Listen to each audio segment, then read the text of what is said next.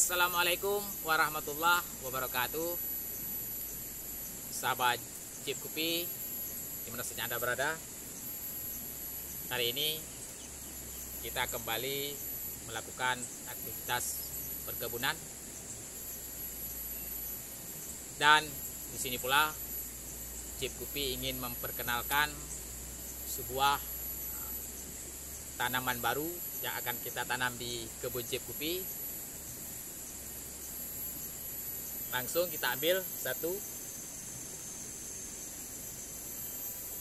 Ini dia. Kalau dilihat sekilas, ini seperti pohon pinang, ya kan? Tapi ini bukan pohon pinang. Kalau sahabat ingin menebak, boleh saja. Ini adalah pohon salak. Kita bawa 4. Dan ini pemberian dari sahabat Jeep Kopi, warga Nisam Antara, panggilannya Abun, ya. Di desa tersebut beliau itu dipanggil dengan panggilan Abun, tapi usianya masih sangat muda sebaya Jeep Kopi.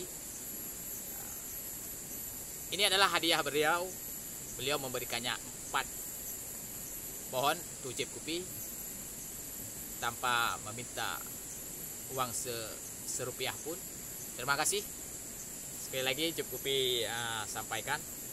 Beliau hanya mengharapkan mudah-mudahan berbuah dan suatu saat nanti akan ke sini makan bersama-sama. Ini akan kita tanam sebagai tanaman baru yang akan mengisi kebun Jeep Kopi, yang akan berkenalan dengan tanaman-tanaman lainnya. Mudah-mudahan bisa berbuah. Ada 4 batang, dan mudah-mudahan juga ada yang perempuan, salak perempuan, dan juga ada salak yang laki. Karena kalau perempuan saja tidak ada laki, menurut informasi dari beliau, dia tidak akan berbuah. Tapi kalau ada perempuan dan ada laki-laki, maka nanti akan dikawinkan dengan prosesnya.